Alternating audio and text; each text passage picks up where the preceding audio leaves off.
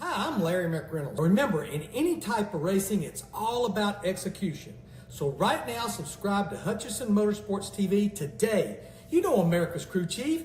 I would never steer you wrong. Hutchinson Motorsports TV is back. The lights are bright and the stands are packed. 42 right there with him. Smokes the, oh my goodness! Oh! The whole field is junk! It's a parking lot! They door slam each other! Checkered flag in the air! It's gonna be too close to call! Oh, he just got smoked! Oh my goodness! Turned! He got dumped in the racing!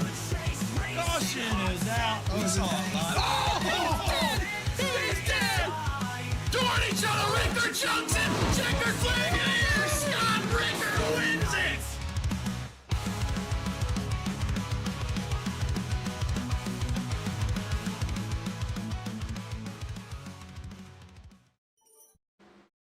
Ladies and gentlemen, we are live here tonight at Old Atlanta with the Redemption iRacing Truck Series Saturday night racing right here on the world's #1 streaming service, Hutchinson Motorsports TV. We appreciate you folks tuning in here tonight, spending your weekend with yours truly here in the booth, Blake Hutchinson. Later on, I might have a guest with me, but for now, it is just me. But we're watching these guys rip it around for practice here at Old Atlanta. Practice about to end here. Just about a minute left or so of practice. So on the top of the board, Dylan Carrier, your quick time so far. These guys are going to get a few more laps in before we jump into qualifying action. Be sure, folks, click that like button on the video for us. Subscribe to the channel.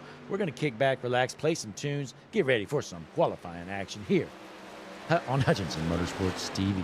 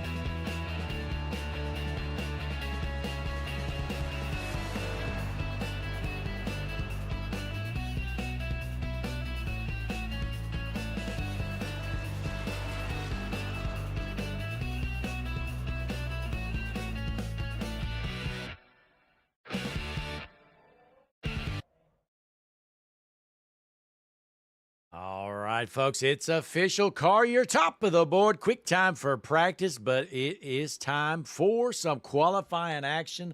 Let's see who the first trucks to hit the track are going to be here. Looks like we've got Noah Blackwell rolling out onto the speedway. Many others as well. Landon Burbage. Boy, Landon was running pretty good last week out of Moncks Corner, South Carolina. I believe he had a lot of fans in the chat. Let's see if they return back. I believe his grandma was tuned in as well as many others. Uh-oh, folks. The prophet is here. It is Joseph Smith out of Columbia, Maryland.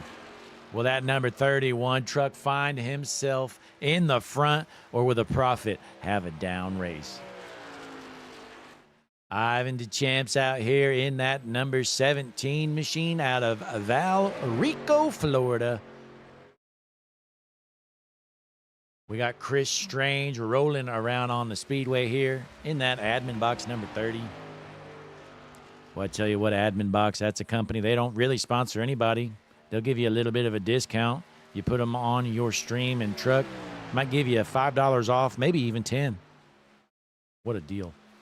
Jordan Hand out here cruising around out of Tulsa in that number 48 machine. Let's see what Jordan Hand has up his sleeve here tonight. Then we got the Canadian Zach Wareham out there as well. Zach in the number 64 machine. And behind him, one of the ugliest trucks on the track, the 62 machine, Jacob Mayu. That thing looks like junk.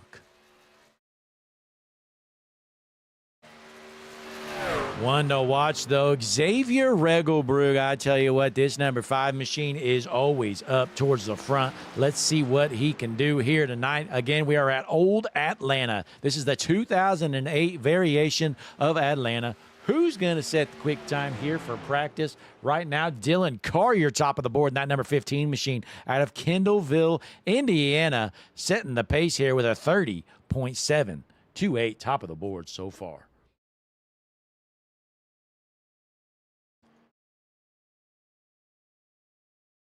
Dallas Seward out there cruising around. Boy, that thing looks slow, and it looks like junk in that number 38 machine. Jumping on over out of New Lenox, Illinois, Jim Foskett currently in the 9th position here. Let's see what Jim can do as Xavier Regelbrug finishing up his qualifying run. He is ripping the fence here, going into the tri-oval. Let's see what he's got up his sleeve. Regelbrug going to cross the line. Not any better. He's going to have to settle. Right now, he's in 8th position. We got Grant Applegate out here in that number 57 machine. I tell you what, Grant had a good run last week. I believe he won, honestly. Honestly, folks, I'm trying to remember. We've got like 6 leagues going on at the time. I'm pretty sure Grant won last week. See if he can pull off another good run. I know he definitely was in the top 3. But Zach Wareham going to round out his qualifying run in the 3rd position there. As Dallas Seward in the 14th spot. Looks like we've got, I don't know, close to 25 or so trucks signed in here tonight. Only, this is 19 of them have hit the track so far.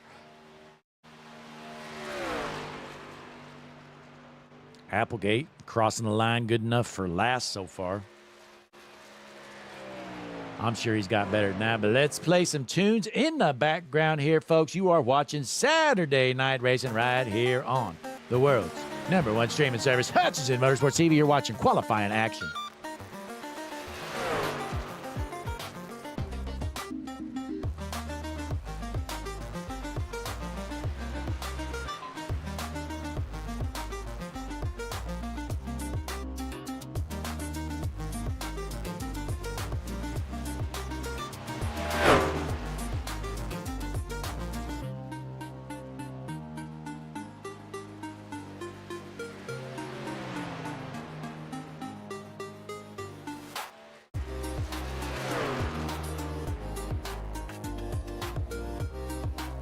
Lots of fans out there for Landon Burbidge in the 2nd spot. He was 56 1/1000ths off the pace for the pole.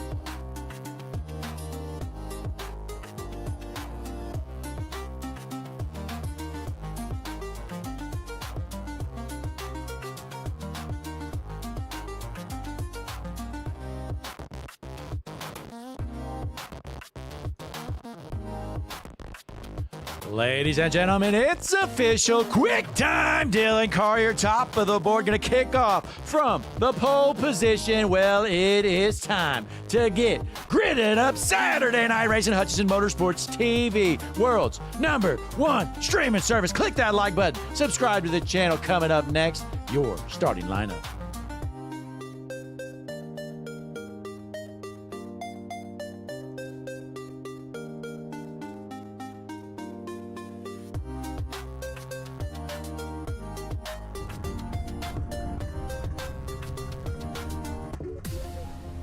Ladies and gentlemen, tonight's starting lineup, we're Redemption iRacing Truck Series, Hutchinson Motorsports TV. We're at Old Atlanta, 130 laps here tonight, and here is your starting lineup.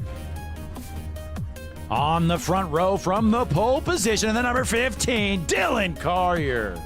On his outside, in the number 2, he's got a lot of fans in the chat. It's Landon Burbidge.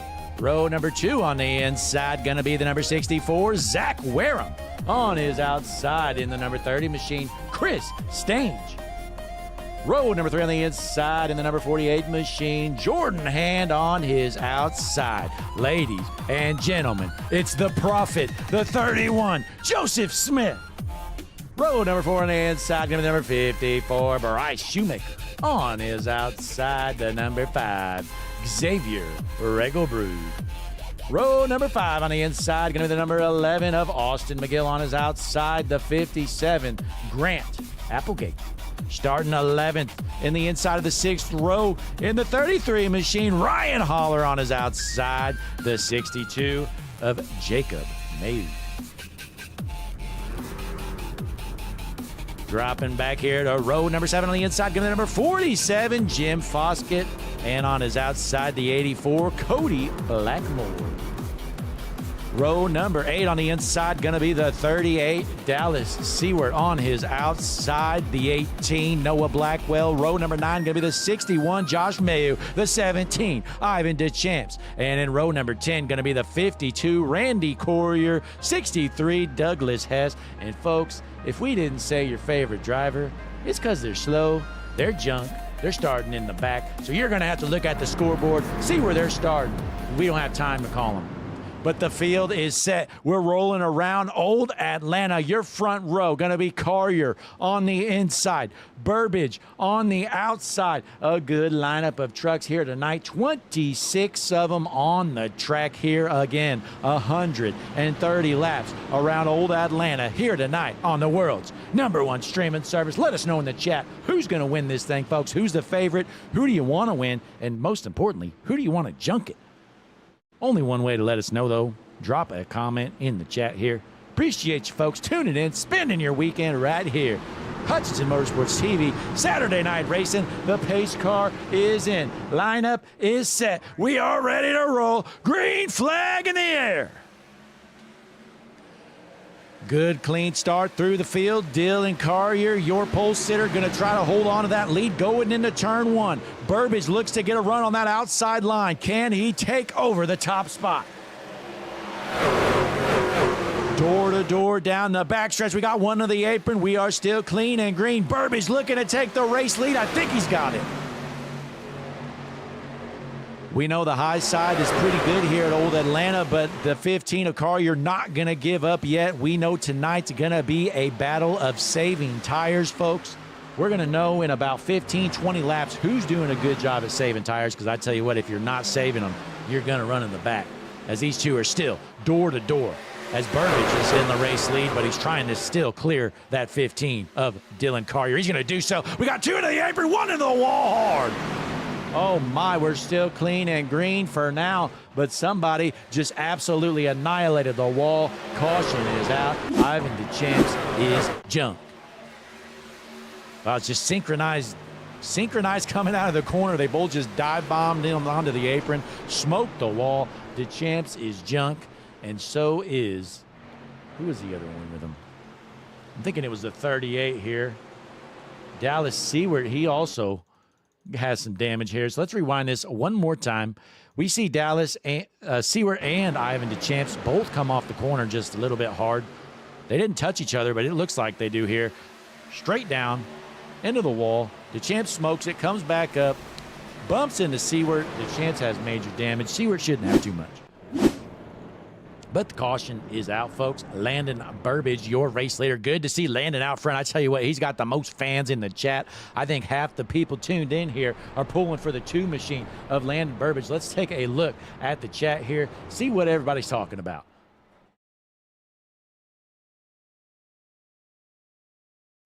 Sure holler out there. We got Anna Alessandro. Anna, I believe, pulling for the 2 machine of Burbage out front.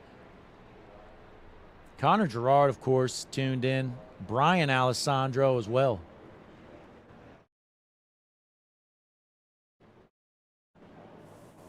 But the first caution of the night is out, folks. Be sure, click that like button on the video for us. Really helps us out. Subscribe to the channel really helps as well.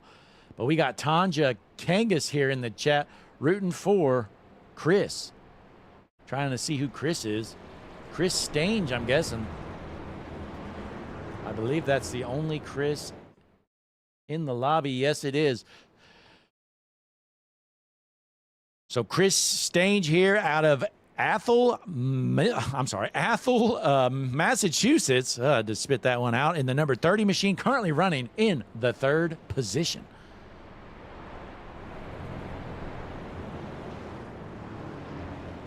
As we jump around the track, boy, I tell you what, look at this hideous truck. This number 62 machine is junk. It's not junk because it's slow. He's got some good speed, but it just looks like junk. Does it not, ladies and gentlemen? My, oh my. Jacob Mayu. But your race leader, still Landon Burbage. We're going to get the lineup set here shortly. Our first caution of the night didn't take long to come out. We saw Ivan DeChamps as well as Dallas Seward just lose it coming off the corner. And they junked it.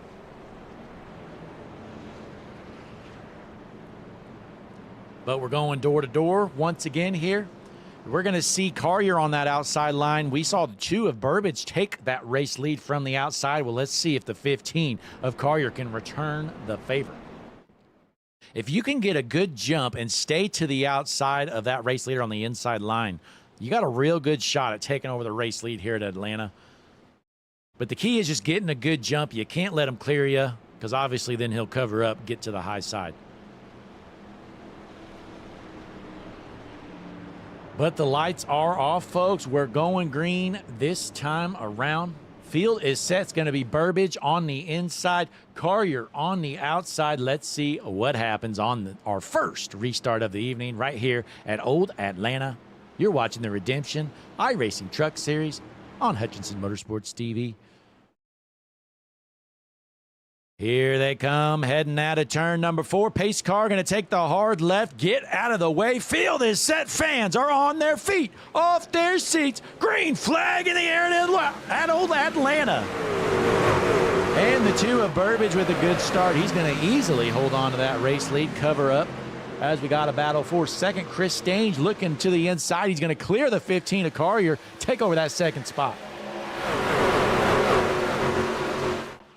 Boy, we know Carrier has speed here at Old Atlanta, but he needs to work on these restarts. As Carrier looking back to the bottom here, trying to take back that second spot in the number 15 machine. Let's hop on board with our 3rd place car, truck, Dylan Carrier. Here he is door to door with Chris Stange on his outside. He is looking at your race leader, Landon Burbage, out front in that number 2 machine.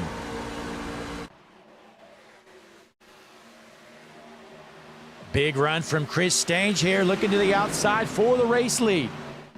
Stange going to take it over. Our 3rd leader of the race here, going to be the 30 machine, Chris Stange out front. But here comes a 15 of Carrier right on that back bumper. Looking to the inside, going into turn 1. Can the 15 of Carrier take back the race lead after sitting on the pole? Door to door down the backstretch. We got another one loose off the corner. Boy, we see that's all about junk. Major junk. The 3 truck smokes the wall. Caution is out. Rewind this, see what happens, folks. These guys need to take it easy coming out of the corner, clearly, but here it is. So coming out of the corner, you see the 18. He gets on it a little early. He goes sideways right about here. Oh, no, he gets a little help there. He actually got doored by the 48. Then the 3 tries to come up. He was not clear. 62 is there. Smokes the wall. Major damage on the 3, and the caution is out. So, folks, we're going to take a quick break here. This might be a long night, it looks like. So, Hutchinson Motorsports TV, the world's #1 streaming service. Click that like button. Subscribe to the channel. We got a message from our buddy, Larry McReynolds, for you great fans. Hi, I'm Larry McReynolds. Remember, in any type of racing, it's all about execution.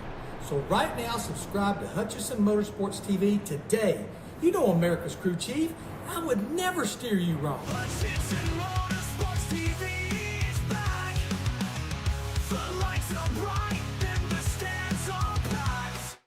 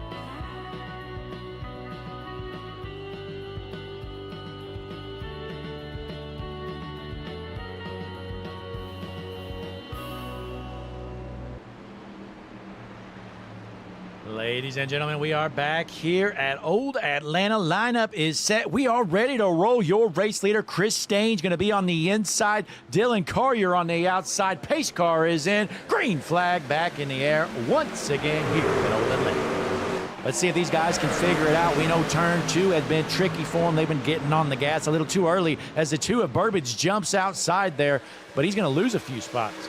So we see the 2 drop in here quickly of Burbage. But out front, the battle for the race lead, still Chris Stange out front out of Athol, Massachusetts. Holding on to that race lead here. Door to door for second, though. Here comes the 5 of Xavier Regelbrug to the outside. He's going to take the spot from Carrier for the time being. Regelbrug looking to the outside of the race leader, going into turn 1. Can Stange hold on in that 30 truck, or is the 5 going to get a run coming off the corner? Down the backstretch still, side by side. Looks like the top side is the preferred line here to pass, and he's going to make the pass. New race leader, Xavier Regelbrug for now. Stange trying to cover up, unable to do so, still stuck down in the bottom, and here comes the 31, the Prophet, Joseph Smith into second. Just seems to be trending here, folks. If you need to pass somebody, just get to their outside here at Old Atlanta. When you enter the corner down low, you are basically just done for coming out of the corner. So the 30 going to try to get to the top, finally does, falls on the line there in the 3rd spot. So that's going to move Regelbrug into the lead, Smith into second, Stange going to fall back into 3rd. As we jump around the track here, let's take a look, see what's going on through the rest of the field as Carrier's in 4th. Randy Carrier in the 10th spot. He's up 9 spots since the start of this race. Bill Simpson currently running 17th. He started back in the 26th spot. So, I'm sorry, 26th spot. So he's also up 9 positions. So there's our 2 hard chargers for the evening. But Xavier Regelbrug out front, he started in 8th. He's in 1st, so he's gained 7 positions already. We're just getting started, folks. But again, the key here to Old Atlanta is to save those tires the best you can, because this place really goes hard on those tires. Regelbrug holding on for now. But we got Smith right on that back bumper. He's looking to take over the lead, and I think he would become your 5th race leader if he can do so. Let's hop on board with the Prophet, see what he's seeing out of his front windshield.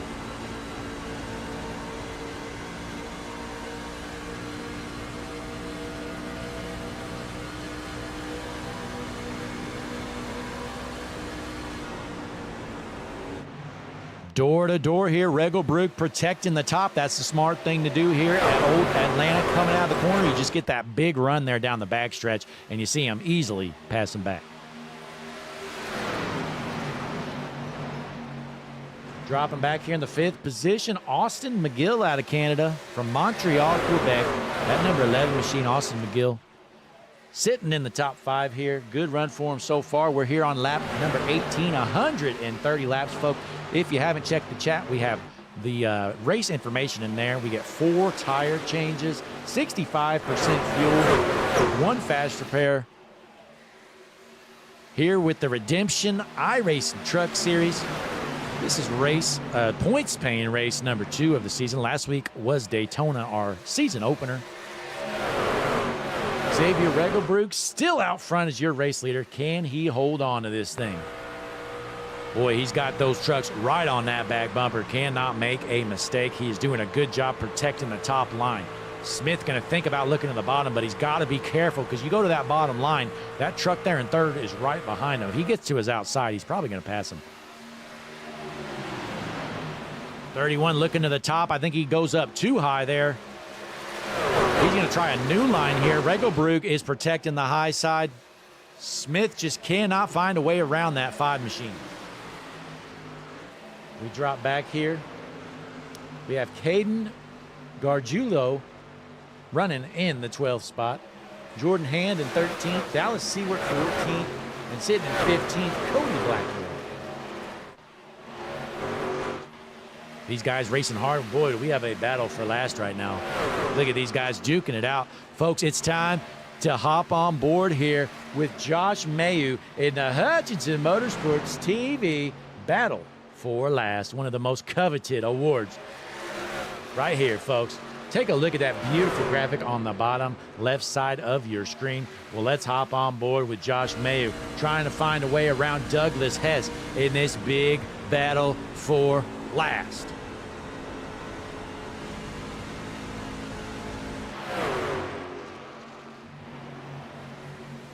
My, oh my, it's great to watch these guys rip it around. You know, a lot of people love watching the race leaders battle it out, but I like watching the guys in last. Josh Mayer putting on a clinic out here, running last. Well done, Josh. So let's jump back around the track a little bit. We have some more battles up front here. Dylan Collier is falling back to the 5th spot.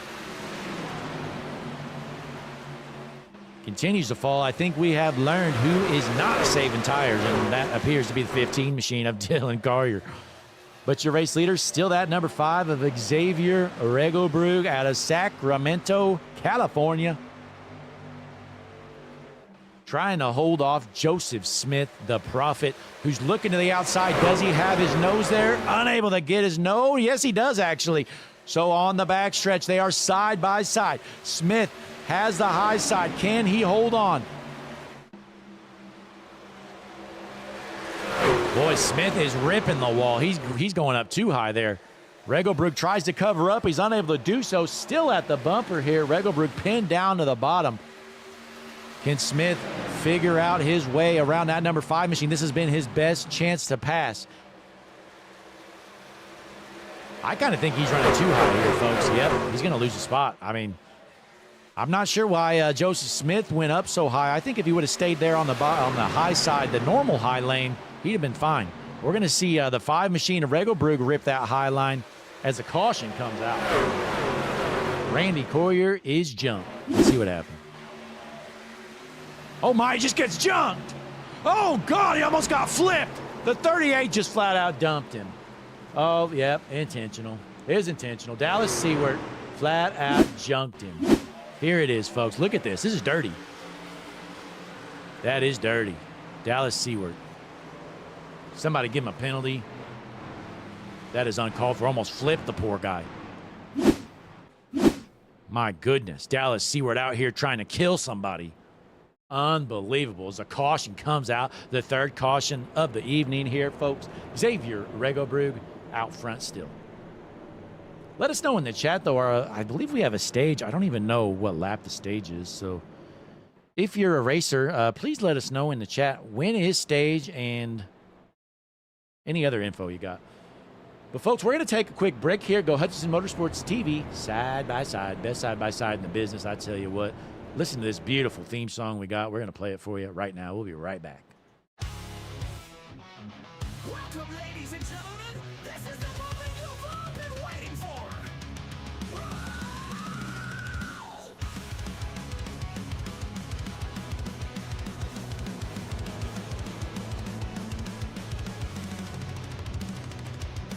Hutchinson Motorsports TV is back.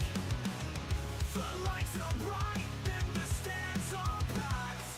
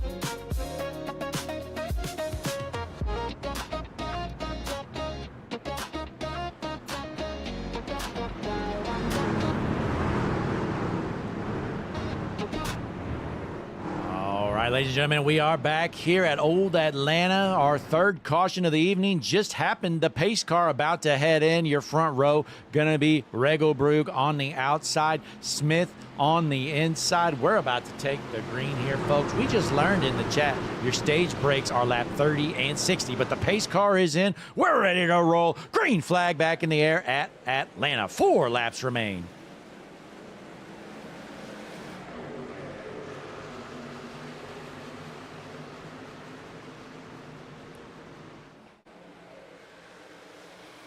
Regelbrug out front, but a door-to-door battle for second. The Prophet Joseph Smith stuck on the inside. Here comes McGill to the outside, takes over the second spot. 31 doesn't want to give it up, trying to side draft that 11 machine. It is so hard to pass there on the bottom. You're basically a sitting duck here. Going through the tri-oval, Regelbrug still your race leader. 2 laps remain till the stage break. Here comes the 11 of McGill, looking down to the bottom. I don't think he's going to be able to pass the leader down on the bottom, but you never know. He's looking there nonetheless. Down the back stretch here, 2 laps remain for the stage break. Going into turn 3, Xavier Regelbrug still your race leader.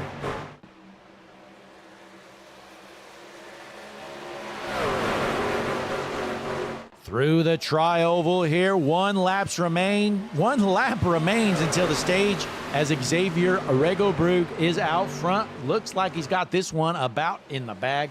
Let's drop back a little bit, though. We do have a battle for the 5th position. Oh, one sideways, caught in the backstretch. What a save there. We're still rolling.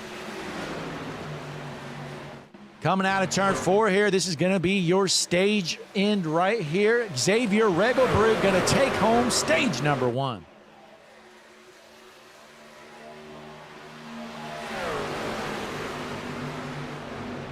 There's the caution. Your stage 1 winner, Xavier Regelbrug, out of Sacramento, California. Got the job done. Boy, he did a great job out there protecting that high line. Was able to hold on.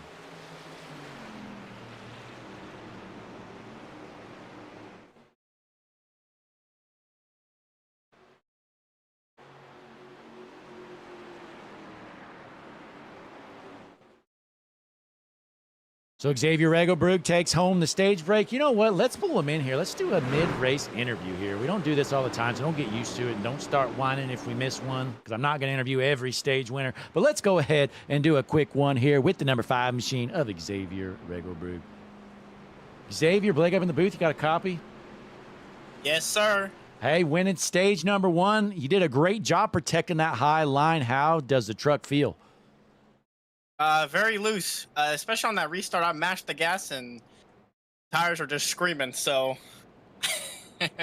yeah, definitely. Hopefully, this next run keep the tires a little cooler, because that's really what's going to be important here tonight is keeping these tires cool. Yeah, it just seems like it's nearly impossible to pass on that bottom line. Oh yeah, the middle line is definitely the preferred line right now. Maybe later in the run, the inside will get better once the track cools off, but right now it's a no-go.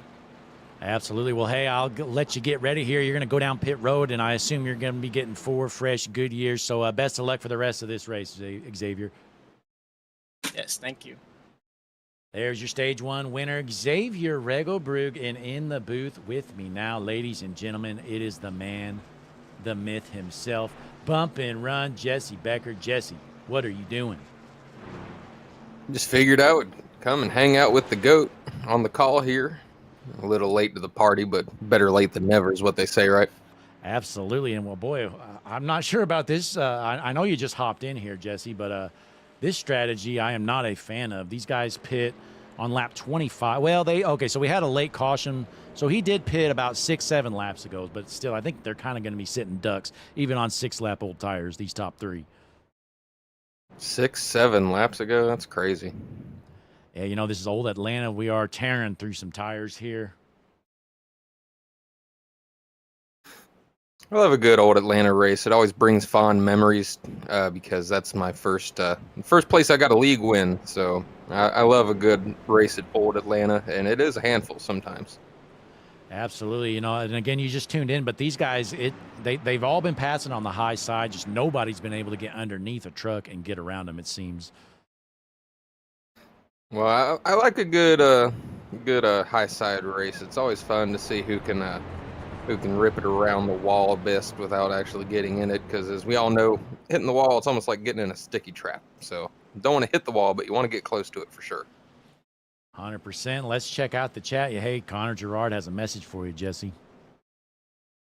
I see him in the chat there. Connor saying sup. So what's up to you, Connor? Good to see you. Also see Antoinette Regalbrugge in the chat. Brian Carrier in the chat. Good to see y'all.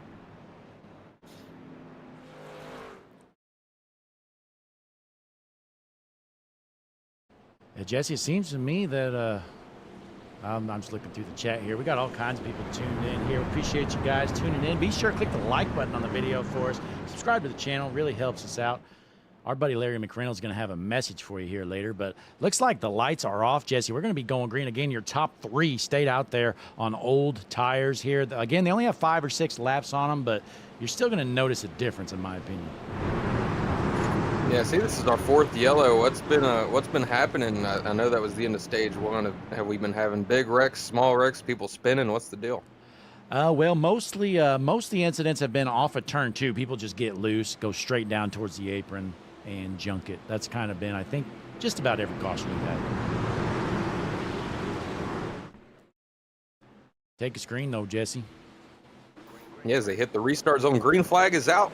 Once again, a good jump on the outside by the 7, Caden Gargiulo. I don't know if we confirmed how to pronounce that or not. We'll never know. The 42 of Herrick and the 47 of Poskett settle in the 2nd and 3rd. Absolutely. So we're going to see how these old tires hold off. You know, in my opinion, they're going to hold off for a few laps at least. But I think once things get warmed up and rolling, you're going to see that 5 machine of Xavier Regalbrugge take back that lead. But he's going to work now, currently in the 3rd spot here, trying to get around the 42 of Jeff Herrick. Yeah, and I mean, he restarted, what, 6th or 7th, somewhere in there, or maybe 8th. So he's flying through already on the outside of the 2nd place truck right now. Absolutely. And Jesse, what do you know about this guy right here, the number 31 machine? The driver, Joseph Smith, out of Columbia, Maryland, certainly has an aura about him, and that 31 truck, a sweet paint scheme on there tonight as well. We got 3 wide action in the back, but 31 trying to make a case for himself that he should be up front in this race. Yeah, no, he's been running well all night long. I believe he got 2nd on that stage, if I'm not mistaken. But, yeah, Jesse, there's been a trend here coming out of turn 2. These guys get loose and go straight down towards the apron. That's about what happened there a minute ago, as there's a 3-car battle right now for that 2nd spot, it appears. Well, lucky for them, they've got about a little over 90 more laps to figure it out and get a hold of these trucks. Battle for the race lead now. Here comes Regalbrugge. He's going to be able to pass on that bottom line just because he's got the fresher tires. Again, you know, a lot of you guys at home, you'll think, oh, 5 or 6 laps on those tires, that's not going to matter. Well, it clearly does, because Xavier Regalbrugge making quick work of these guys. Found his way back to the front already. We're getting into stage number 2 here. Looks like we had a little contact there. Xavier was able to keep out of him, but he's going to lose some momentum here, and maybe he can get around this 7 machine this time around. Yeah, it's a good side-by-side battle. It looks like on the scoring tower there, we might have a little bit of an error. It should be stage 2 is 8 of 30 instead of 8 of 60, but that'll get figured out, I'm sure, by Blake. We don't do too much stage racing here. It's a little complicated to set up sometimes. Absolutely, we'll get that fixed. So, yeah, your stage is going to be at the end of lap 60 here. We'll see if our timing and scoring fix it up here, as Xavier Regalbrugge going to take over that race lead once again. No surprise in the 7 into the wall. Can he save it? He's going to keep it rolling for now.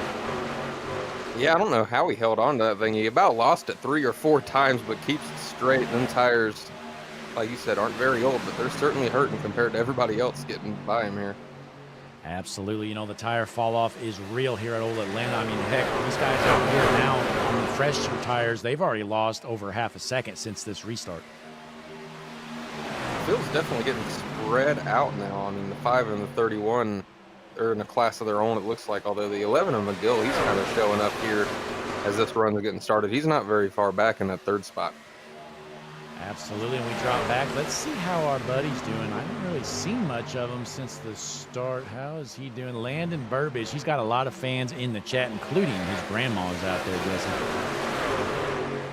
I don't know. There's just something about having your grandma watch HMS TV. It's not the first time, certainly not the last time, but Burbage holding down that 11th spot. He's in a heck of a battle right now with the driver of the 84 truck.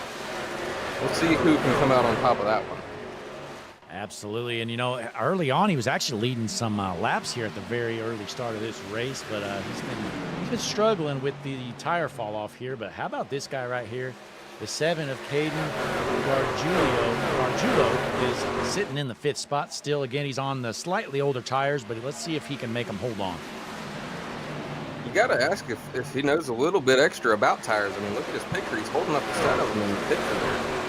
Yeah, you know, I was talking with Caden, and he says he is actually he's a tire man, so he knows all about these Goodyears. So if anybody can drive around on old tires, it's the tire specialist, Caden Gargiulo. The 15 truck there, trying to put his name in the hat. I believe that's Dylan Carrier. It sure is. Carrier, rather, sorry. Out of Kendallville, Indiana, trying to take over that 5th spot. Like you said, though, I can tell it's hard to pass on the bottom here. It definitely is. You know, the only guys that are passing on the bottom are the ones on the fresher tires, if you notice. But we got some battles back here. We got about 6, 7 cars bunched up. These guys racing pretty hard. Burbage still battling. He's got past the 84, but keeps finding his way into some more messes. Yeah, he continues to battle, but Jesse, I think it's time to drop back here. Boy, how about this guy right here, the 38, Dallas Seward. What a letdown. He junked the guy earlier, Jesse. He just flat out dumped him. He was in the straightaway. He went underneath him, came straight up, and just left hooked him. Yeah, the truck looks like it could have a little bit of a right front damage. I'm not positive, but if that's the case, he gets a little bit of a break from the HMS TV battle for last if he's got some damage. Absolutely. We missed the pass for the race lead. Regelbrug drops back to the 3rd spot. Not sure what happened there. We missed it, but the prophet himself, Joseph Smith, out front for the first time. He is now your race leader.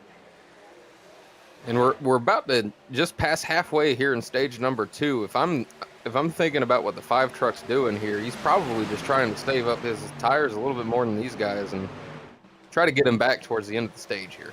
Yeah, Jesse, tire fall off already in these 15 laps. Already looking at about 1.2 to 1.4 seconds. Golly, that is a crazy amount of fall off. Tires definitely mattering a whole lot here, and we're going to have about a 70 lap run to the end of the stage for the final stage. So it'll be interesting to see what kind of strategies people try to do here. You're not going to want to stay out too long.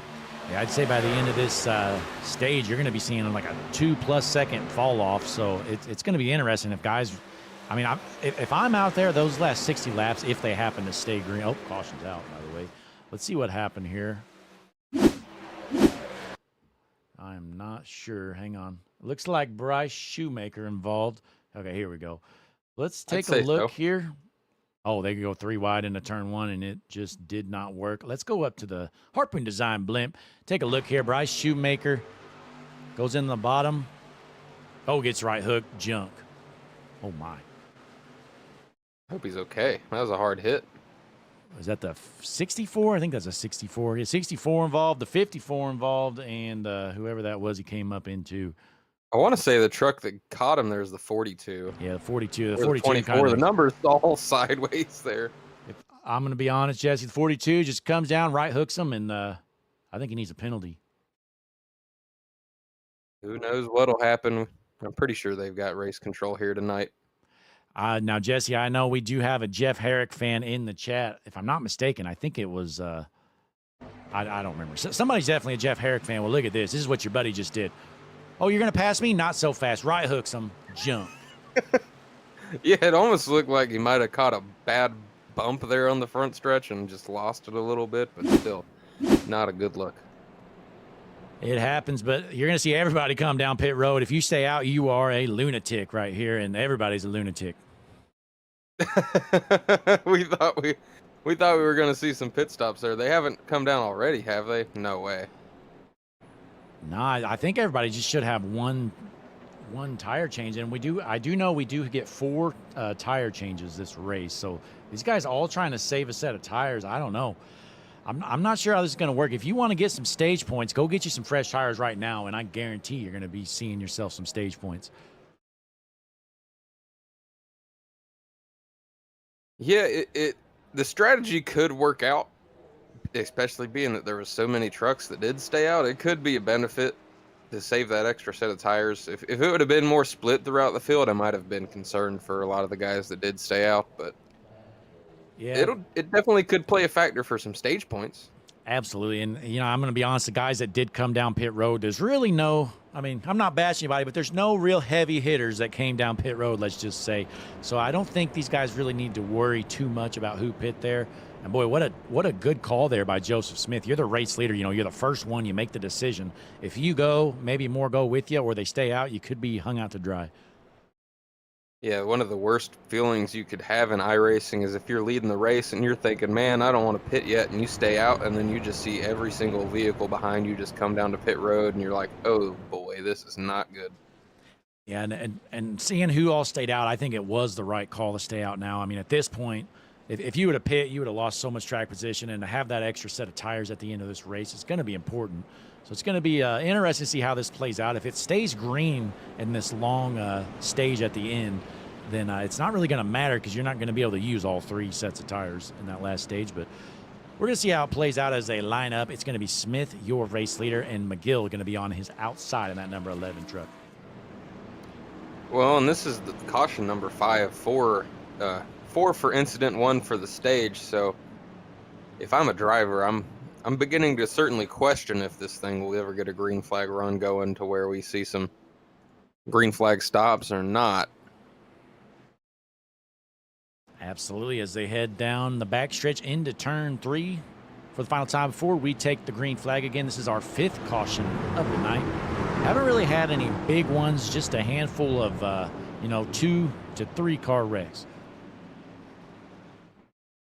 Hopefully these guys can get it together and we get a good clean run going here. It'll be interesting to see if any of the drivers that just took tires during that last caution make their way to the front.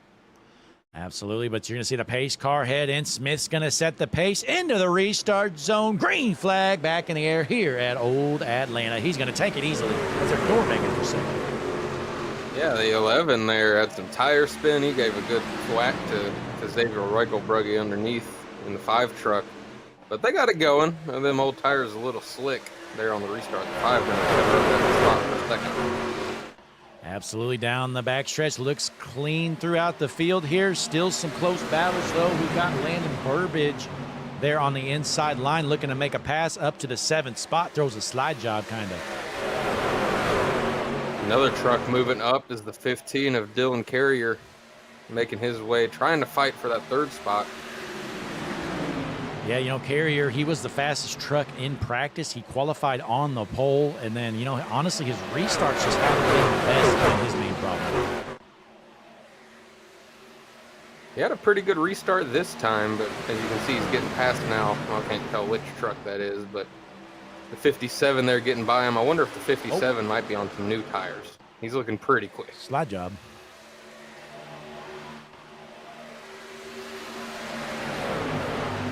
The 18 throws a slider on him, gets around him, so that's going to move Carrier to the 6th position. Regelbrugge just disappeared on my screen. Oh, he's back.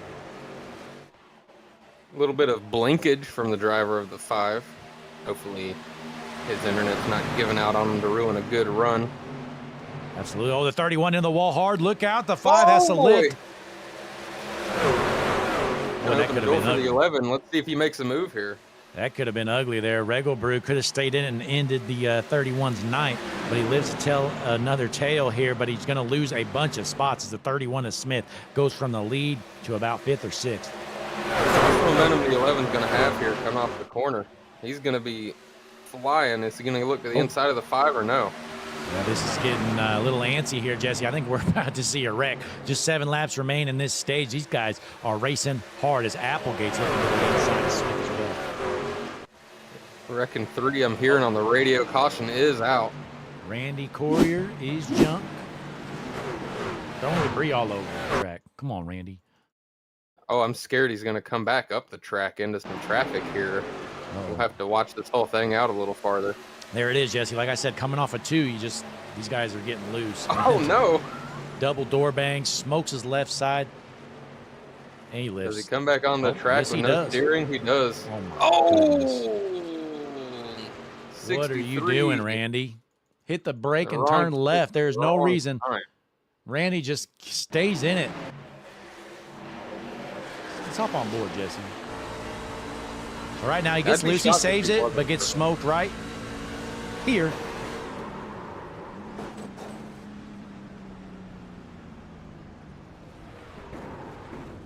I mean, he was out of the throttle, but I feel like he could have turned that truck further left, don't you think? I'm pretty sure his steering was broken, and he realized way too late that he couldn't turn, and by then he was already coming back up the track. Yeah, let's try to see if he has the wheels locked up at least. No brakes. Yeah, he didn't brake until he was on the track already. So that's his main problem there. I mean, I get it. Your steering's out, and he's probably going to say, oh, my steering was out, so it wasn't my fault. Well, I mean, at the end of the day, Jesse, we can tell where he hits his brakes. I'll show you that. Did you think he hit it here? Nope. You think he there? No, no, no, no. Right here. Right here is where he hits his brake. Bam. And tough Jump. for the 63. Everybody else getting through. You're pretty much the farthest truck back, and you just absolutely slam into him at about 170 miles an hour, blow your engine. You just got to Absolutely. think, why me? Yeah, so he's done. Now it's going to be really interesting here. Who cares about stage points? Because if you don't turn, you can pit now, flip the stage. But again, I don't think that's the right call because we've learned quickly. You know, just a handful of laps on these tires kind of make them junk. If it was me, I would flip it and just baby my tires and start the final stage out front.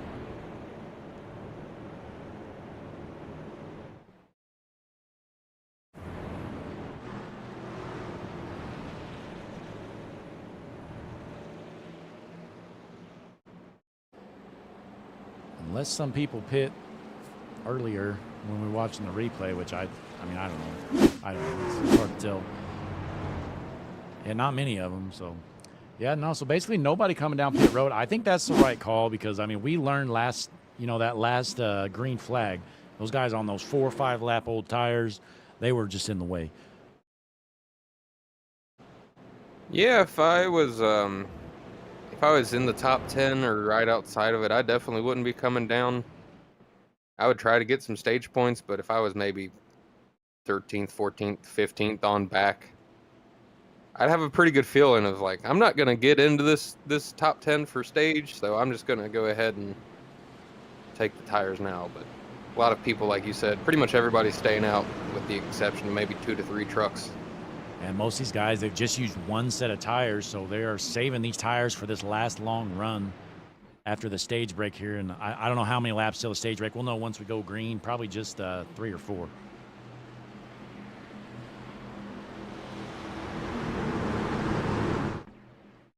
Pace car is in, though. Regalbrug's going to be on the inside. McGill on the outside. Green flag back in the air at Atlanta with 3 laps to go until the stage.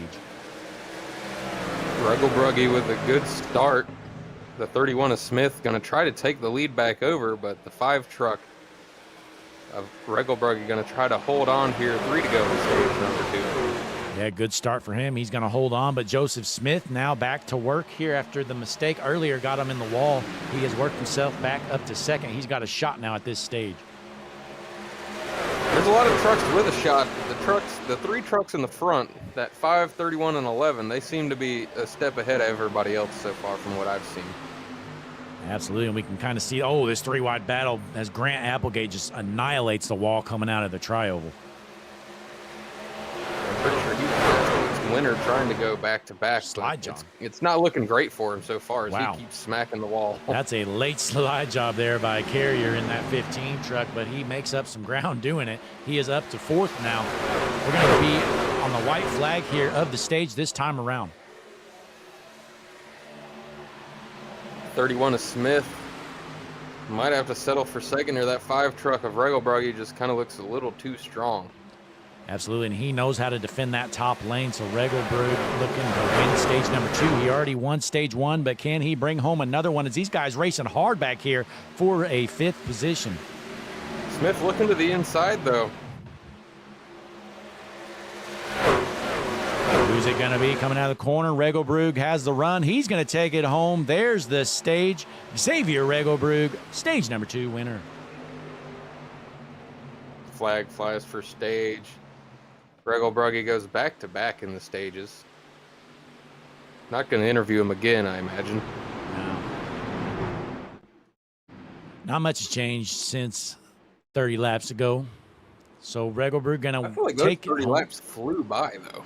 Yeah, that was a pretty quick one, even though we had a caution or two. Still went by fairly quick. But, you know, most of these guys, they've only used one set of tires, so we know that everybody's going to come down during this stop. And then that's where it's going to get interesting. If we get a long green run, I mean, Jesse, what's the plan? You know, if you're out there and you get a long green run, what do we have, 70 laps left, I think? Or 50? It'll probably be about 65 when we go green, because... Might be 50. Wait, so wait, we're on lap 60 now. There was a 100 and... I don't even know. I don't know. The race is 130 total, so... Probably about a 65 lap run when it goes green. They should be able to split the stage, but I don't know if it might be faster to pit twice. I doubt it, though. Yeah, you know, I'm thinking in my head, if I'm out there, I'm probably just going to, I don't know. I would prefer to do the 2-stop strategy, but let's be honest, Jesse. I mean, these guys, I don't think they can go that long without wrecking. So you're probably better off splitting this in half. Yeah, we'll have to see if any strategy really even matters, as you're going to see pretty much everybody come down pit road here in a few moments, get 4 fresh tires and some more. If I knew there was a real chance this could go green to checkered, then I'd say a 2-stop strategy is the way to go, but I'd say that's very unlikely as the whole field heading down pit road. It's going to be Regelbrug, Smith, McGill, Collier, and Staines, your top 5. Well, we got one alternate strategy, though. Bryce Shoemaker going to stay out there. Yeah, he's going to stay out there, try his luck. He's, like you said, basically the only one. Oh, it looks like the 42 of Herrick maybe stayed out as well. The 38 of Sowert stayed out. Those guys might be... I know we saw 2 or 3 flip the stage. It might be those guys. Now, look, Shoemaker, he pit 14 laps ago. I mean, if that's the case, them tires are junk. He's going to be in the way, and he's going to regret staying out there. Now, the guys behind him, 7 laps. I mean, that's kind of pushing your luck, we've learned. And then Caden Gargiulo, he's the first off pit road. Not sure if he did a 2-tire stop or what his strategy was. Let's take a rewind back. I imagine he would have had to get ahead of everybody else. Maybe fuel only for the 7? Looks like a fuel only for me, yeah. If that is the case, that is very interesting. That's a bold move. Yeah, I don't like that one bit. We'll just have to wait and see how it works out for him. Oh, well, he's got a EOL anyway, so it won't matter. Well. Now he needs to just go down pit road and get some tires. So if you're going to be starting in the back with junk tires, you're probably going to be getting lapped here soon. I was going to say, that is not a good recipe at all. Yeah, I think he gets an EOL there. Must have sped down pit road, or I'm not sure what happened. But all I know, Jesse, he's cooked. I mean, at that point, if you come back down pit road, I mean, you pit the first time. The second time, I don't think you get a penalty, do you? I can't say I've ever really been in that situation. I'm pretty sure you don't, because now remember, whenever you're close on fuel and you come around the second time in pit, you don't get a penalty then. So I'm thinking if he would have pit, he could have got 4 fresh tires, but now he's going to be starting in the back with junk tires as well. But we'll see how it plays out. You better hope for an early caution, as your front row, it's going to be Bryce Shoemaker out of Akron, Ohio, and then Jeff Herrick out of Tulare, California. And something I'm noticing, look at where the 31 is compared to the 5. The 31 second car on your outside, the 5 of Regelbrugge on the bottom, third car back. I think Joseph Smith's going to have a huge advantage here on this restart. We'll just have to wait and see how it plays out. 100%. He should be able to make quick work of Seward on his inside with the older tires. Again, the outside line is the preferred line compared to the inside. So the pace car is going to head in again. It's going to be Shoemaker and Herrick on the front row. Green flag in the air here at Old Atlanta. Man, the 42 looked like he was asleep there. He's going to get it back going, but the 31 already passed both of the trucks on the inside. Probably going to make short work of the 54 as well. Yep. Going to be quick work there going to the inside. He says, later, loser, I got fresh tires. I'm going to win this thing. He is gone. 66 laps remain. Throw the checker. And look, the 11's about to get by him as well. And meanwhile, Regelbrugge was stuck behind 3 other cars, 3 wide. So he is losing so many spots right now to these guys. Yeah, no, Jesse, I think we've learned, I mean, these guys trying to flip the stages, stay out with 6, 7 lap old tires, it just doesn't work. I mean, the 31 and the 11 are off to the races, and the 5 of Regelbrugge is stuck in 11th right now. I'm not sure what's going on with Regelbrugge. He is junk right now, and he's, oh gosh, look out. Oh, they're wrecking. 2 into the wall. 2 of them hardened them. Yeah, not good. 48 gets turned again. 42 says, get out of the way. I'm going to dump you one more time. Oh, man. We're still green, by the way. Let's rewind this, see what happens. It looks like the 42 gets kind of squeezes the 5 onto the outside wall a little bit here. So 42's just hitting everything out there. Well, he hit about 4 different guys, comes down, smokes the wall. 48 gets by him. He says, you know what? I'm going to hit you again. Wham! Turns him. I think at this point, the 42 just no steering on that truck. I don't know why he hasn't come to pit road yet. He's limping that thing around. Yeah, we're still green, by the way, folks. I know it looks like we're yellow, but we're not. Hopefully, the 42 takes that lump of junk down pit road and doesn't end up being a chicane in front of the leaders here. Is the 11 looking to try to fight for this lead? Yeah, these guys racing hard, but we just saw Jeff Herrick hit everything out on the track. I think they're in one corner and straightaway, but he's going to need to head down pit road as the battle for the race lead continues. The Prophet, Joseph Smith, your leader, but McGill looking to the inside. That's probably been the best run I've seen on the inside line, but he's still unable to finish the pass. It's definitely tough because you don't want to run into the guy on the outside, so you have to be a little timid. I'm sure these guys would race it a bit differently if there wasn't 60 more laps to go. I thought he had him there for a second, but unable to finish the pass. You know, his best, honestly, if you're stuck on that bottom line, your best hope, you just need to throw a haymaker slide job. Because if you stay down there 2 or 3 laps, you're just going to junk your tires, first of all, and secondly, it's just not going to work. Yeah, I definitely agree with you. You just got to send it in there and try to get out ahead, drive up the track. It could definitely be a dangerous move, though. See him washing up already. He is burning them tires up, trying to run down that bottom line. He just needs to give it up, and he's going to do so. Fall back in the line here. Go back to work on them. Save some of them tires because we know this is going to be a long run. I got to give a shout out to the driver of the 38. Dallas Syward, I believe, is his name. I nailed it. Awesome. He's done a good job of holding on and with all the tires stuck to that 4th spot. Yeah, we just had a sub come in, Jesse. Jordan Fisher, you just made the best decision of your life. Jordan Fisher, the latest subscriber to Hutchinson Motorsports TV, as they're 3 wide coming off the corner.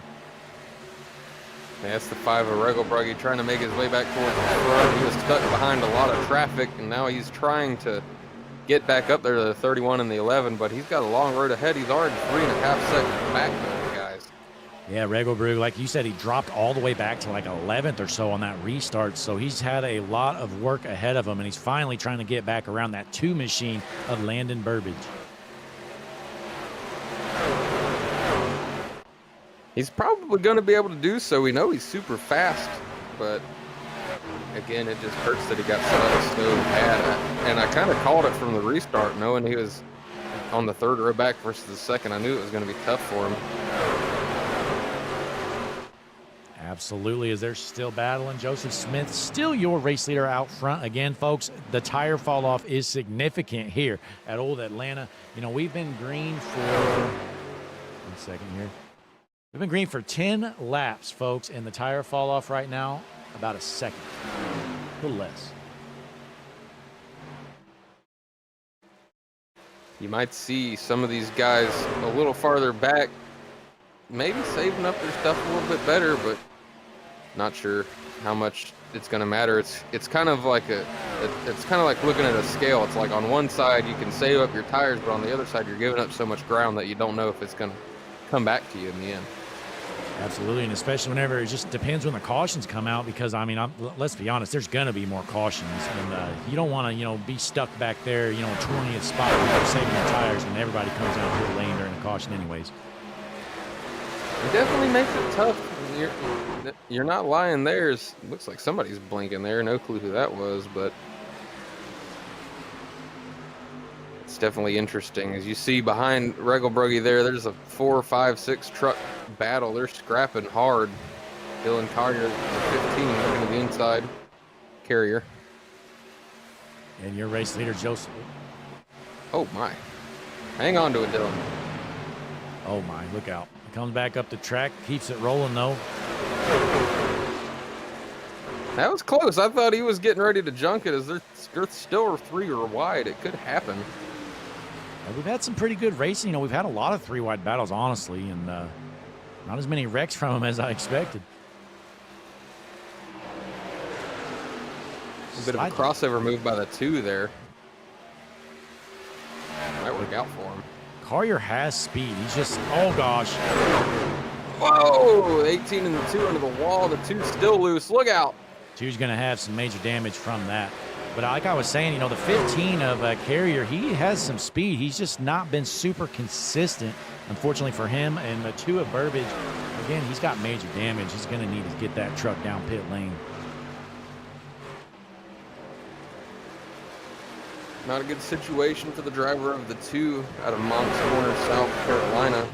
I think it was just kind of a race and deal. Whoa, and one's loose in the back. Thing to save it. I think the 18 and the 2 were just kind of going for the same real estate there, and it didn't work out. Yeah, and I think a big part of that, Carrier threw a kind of a late slide job there, and maybe the 18 had to check up a touch, and that kind of help that happen. But that's part of things here. It's so hard to pass, especially on the bottom at Old Atlanta. So you're going to throw those aggressive slide jobs at times. Yeah, Anna Alessandro in the chat summing it up perfectly with WTF. Yep. She that right there is Landon Burbage's grandmother, so she is not happy to see Landon smoke the wall like that. But we have a battle for the race lead right here between Smith and McGill. The 11 saying, if at first you don't succeed, try again. He's on the bottom one more time here. Going to try to make the pass, but man, it's. They say the definition of insanity is doing the same thing over and over again and expecting a different result. And once again, the 11 has to fall back. You're going to have to find some way to get to the outside of the 31 to get the lead. Yeah, and I think a part of this is kind of a cat and mouse game with the 31. I mean, when you're the leader in this scenario, he wants them to come up underneath him. Yeah, because it's going to be super hard for somebody to pass you that way. We've been watching it all night. Yeah, so I honestly, if I'm Smith out there, I'm kind of baiting him to get down there because, first of all, I mean, believe it or not, that does tear up your tires quite a bit. If you run a whole lap pinned down on the bottom, I mean, you're sending it in there and you're going to reverse on your tires. So I think that's what Joseph Smith is looking forward to the 11 truck of doing. Looks like he's starting to pull away just a little bit. But you have to turn the wheel more as well when you're on the bottom, because when you're coming out of the corner, you have to keep the truck off the guy that's to the outside. You don't want to run him over him, so it just causes, like you said, even more tire wear. Absolutely. So McGill, he's going to go back to the top here. He's had to pull that move off a couple times and has gotten nothing from it. So let's see how this plays out here at the end as we pull up the pit strategy board. These guys have 18 laps on their tires. It's going to be interesting to see if any of these guys want to try the 2-stop strategy or if we're going to try to stay out here until the halfway point of the stage. The handling on that 11 truck definitely going downhill. I think you might have predicted it perfectly that he's burned his stuff up a little bit. We'll have to see if he can cool those tires back off at all. Yeah, it's definitely going to be tough. But if you're doing the 2-stop strategy, I think you want to come down in the next 5 laps or so. But otherwise, you need to stay out there. The halfway point would be like 32 laps remain, 35 maybe at the earliest. There's so many ways you could do it. I'd almost lean on the fact of I'd probably try to run long and hope for a yellow, but we've been saying that it's going to come, but it hasn't yet. Maybe they're getting too spread out. If you're out there running around the 10th spot and know you don't really have race winning speed, why not try it? Like if I'm Grant Applegate out there, we know we won last week. He's got a little bit of speed, but I mean, let's just be honest. He's not got a shot to win this race unless it's on a strategy. If you're in that 57 truck, I'd say why not come down pit road? Let's try the 2-stopper. I'm always a fan of trying something different. That's for sure. And we're going to keep an eye out, though. If you notice anybody coming down pit road, Jesse, let us know. I have not seen anybody yet. But, again, I think if you're doing the 2-stop strategy, you need to come down here probably in the next few laps, honestly. Time's certainly starting to tick away. Before we know it, it's going to be halfway through this final stage, and then the 2-stop strategy is kind of pointless. Because, I mean, Jesse, right now, these guys are looking at almost 2-second tire fall off since this restart already. So, I mean, I really do think trying the 2-stop strategy would be worthwhile, especially if you're a mid-packer here tonight.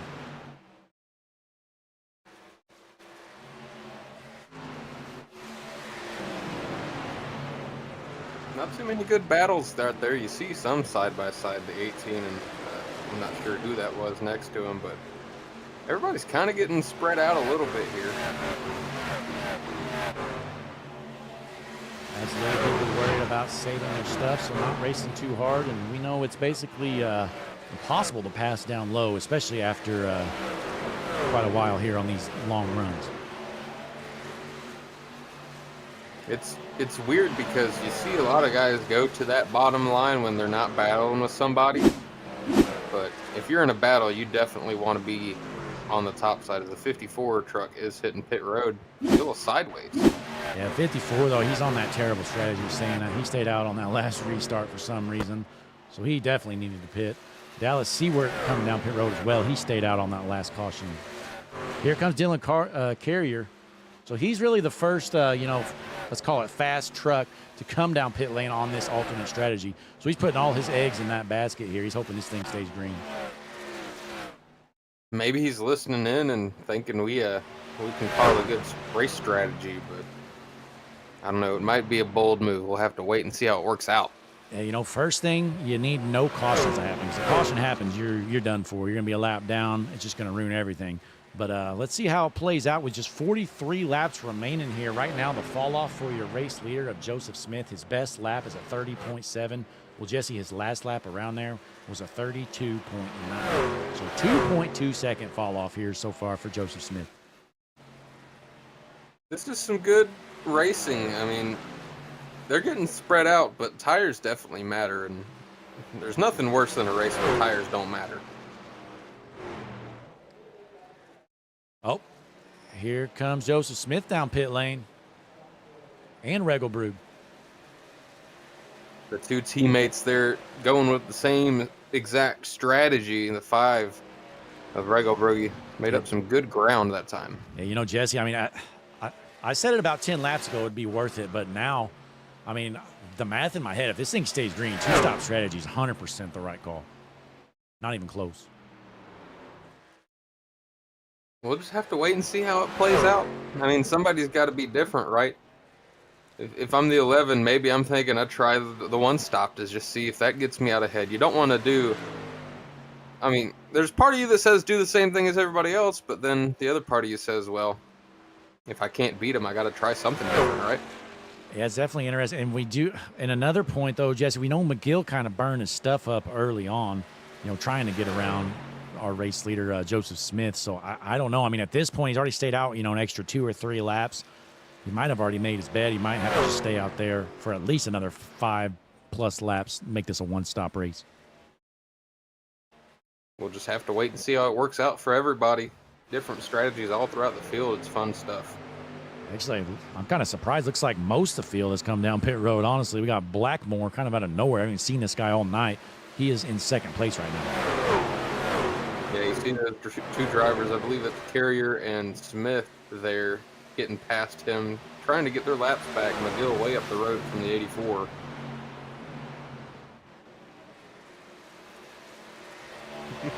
Look at this. Carrier, he pit a lap or 2 before Smith, and he actually leapfrogs him here. So he's going to get around Smith. He's in 10th, Smith in 11th. I don't know if the 15 can hold that 31 truck off. He's been so fast. And I do kind of wonder where the 5 of Regalberg is. He's a little farther back than I would have expected him to be, because he was right behind that 31 coming into pit road. And I tell you what, Regalberg's pit stops, Jesse, all night have kind of sucked.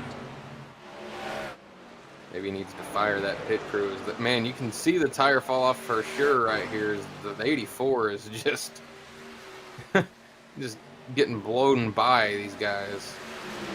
Yep, that's Blackmore in the 84 machine. And let's see, I'm taking a look. Yeah, McGill, he's all in on this one-stop stage.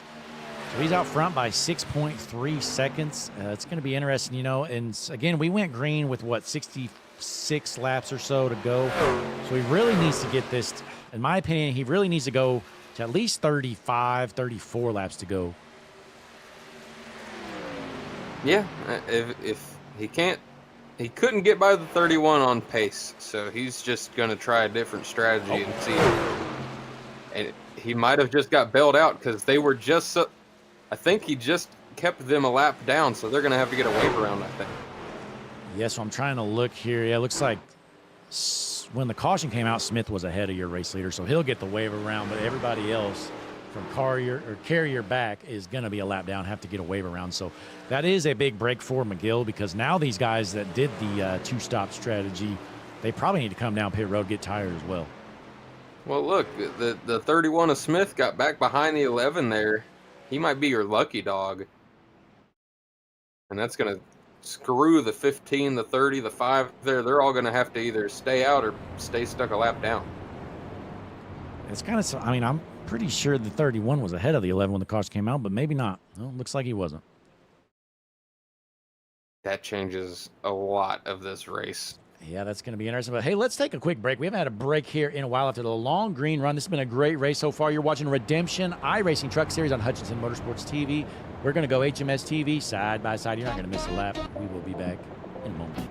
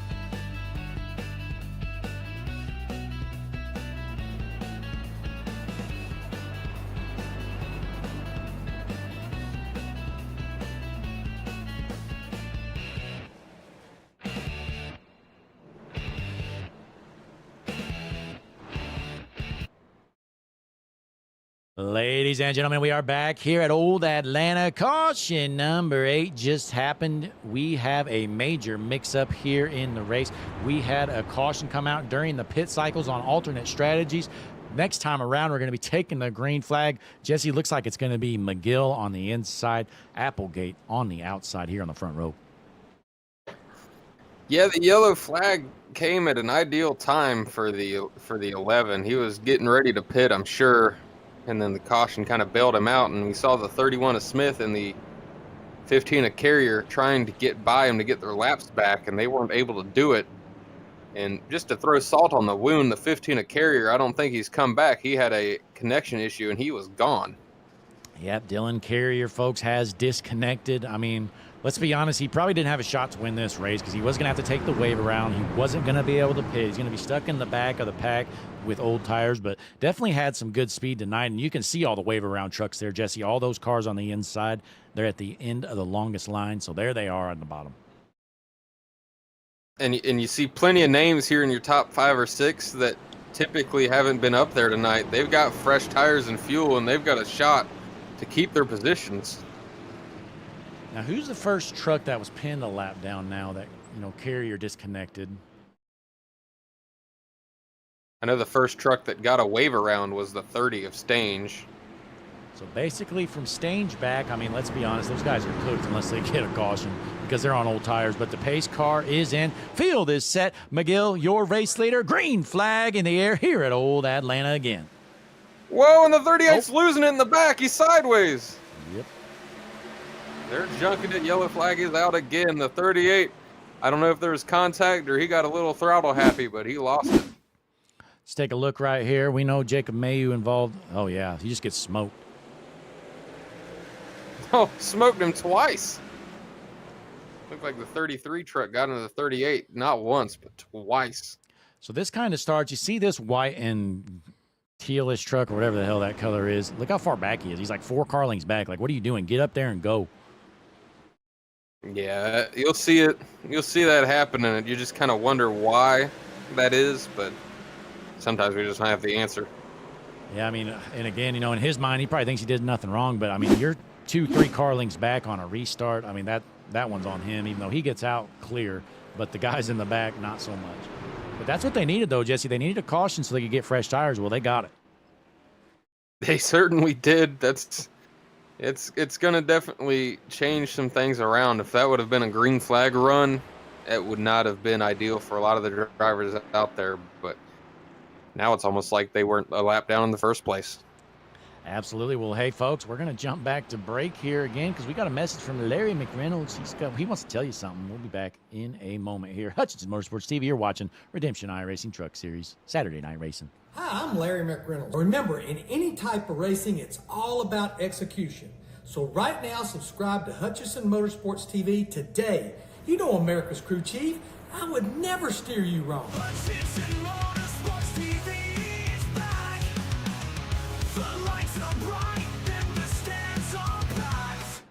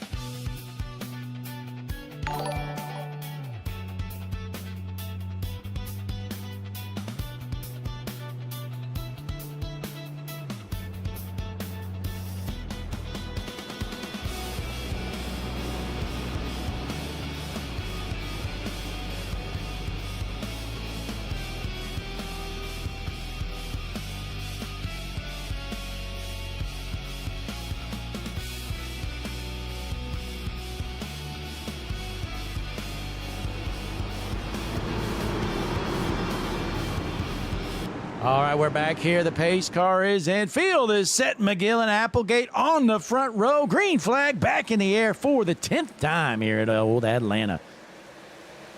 Looks like the field able to keep it straight this time. No one junked it. 57 to Applegate, probably in the best position he's been in yet to try to go back-to-back here in the Redemption iRacing Truck Series. Absolutely. You know, the pit strategy helped him get up there. Now it's all up to him with 28 laps left to go. Can he wheel that thing out front? But we know McGill has serious speed out front. Not going to be an easy pass for sure.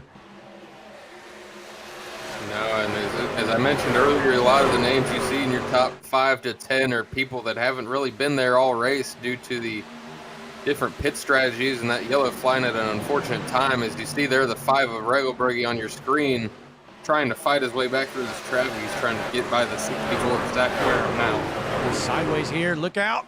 Oh, what a save. Turn 2, Jesse, has been a killer. Yeah, it looks like it so far. It's just, you get off the corner and all of a sudden that wall is coming at you. That maybe they're just turning the wheel a little bit too much and losing it, but it happens over and over and over again, and we're 105 laps in. Absolutely, and we got a battle for the 3rd spot. Really a 3-car battle for 2nd, honestly, as the 30 working his way up. That's Chris Stange up to 3rd. Yeah, he's making moves, trying to get towards the front of this field.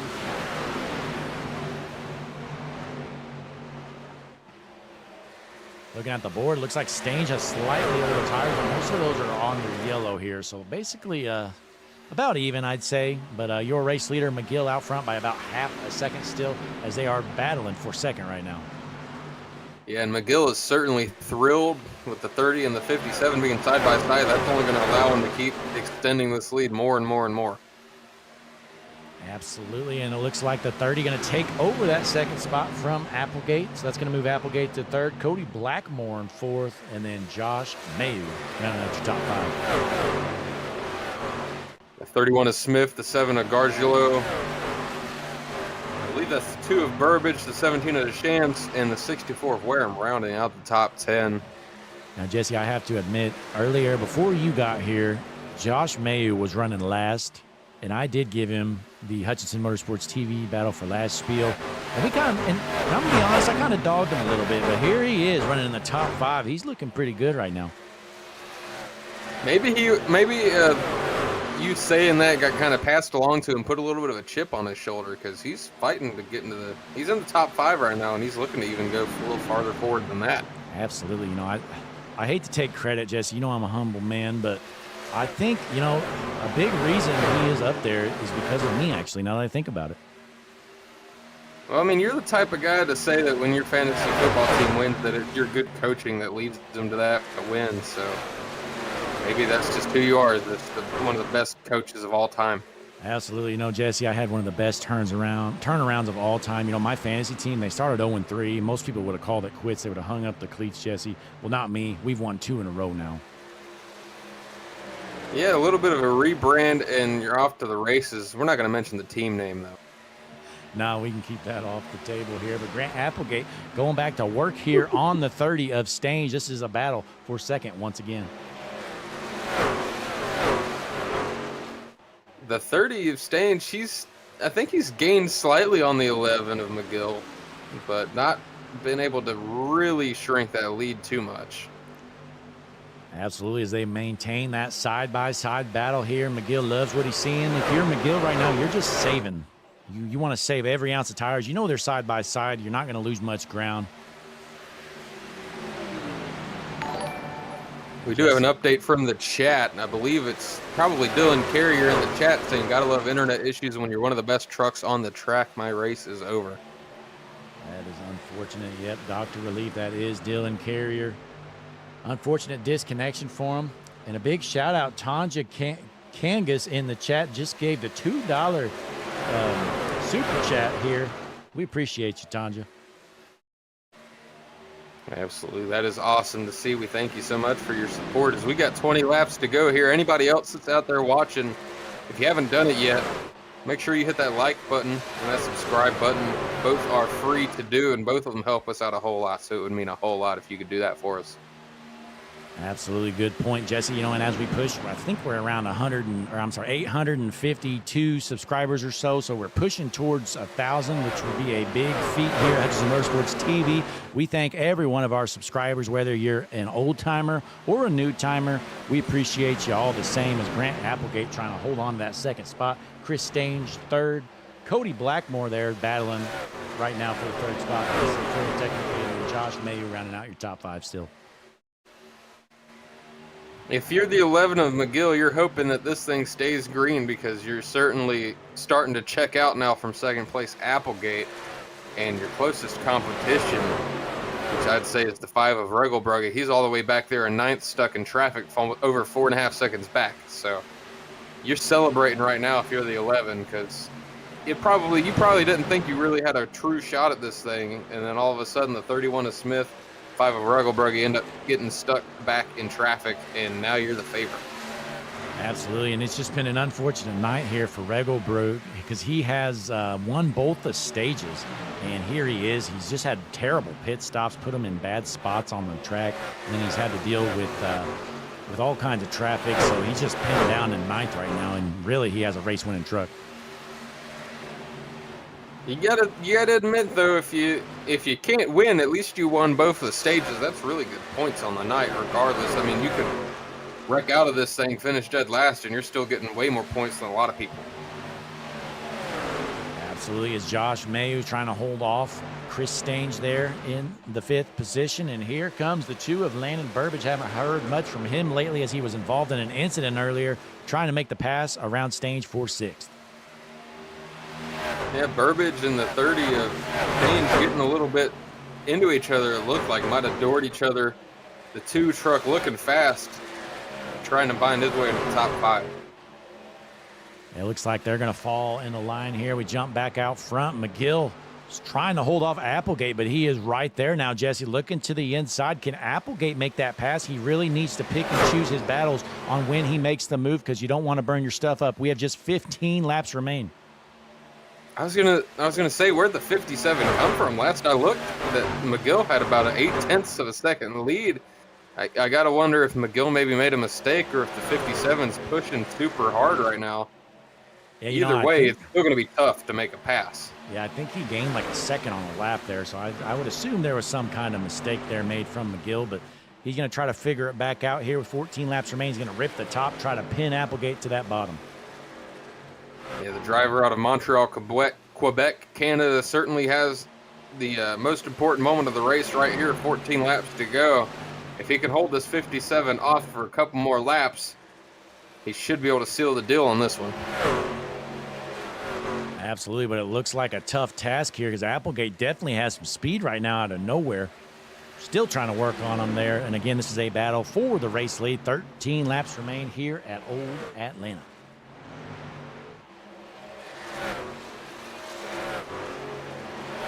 Still a bit of a battle there for your 5th spot, although it looks like Burbage gonna take that spot over pretty well handedly. Absolutely. McGill going back to the top there. He is ripping that fence. He is not going to let Applegate get to his outside. I do think this is gearing up to be a heck of a battle, though. The 57 gonna have to just wait for another mistake. Yeah, let's jump back around here. Noah Blackwell battling it out here.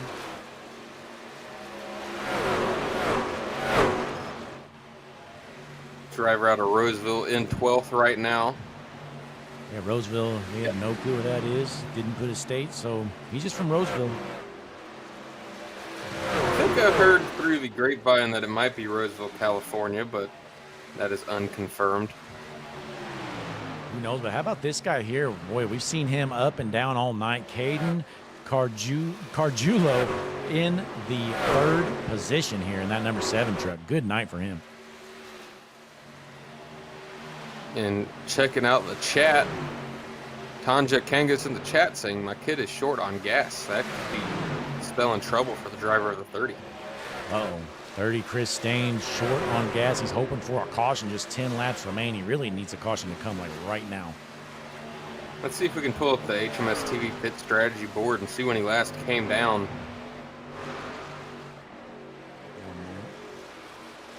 Let's see if I have the edit still up.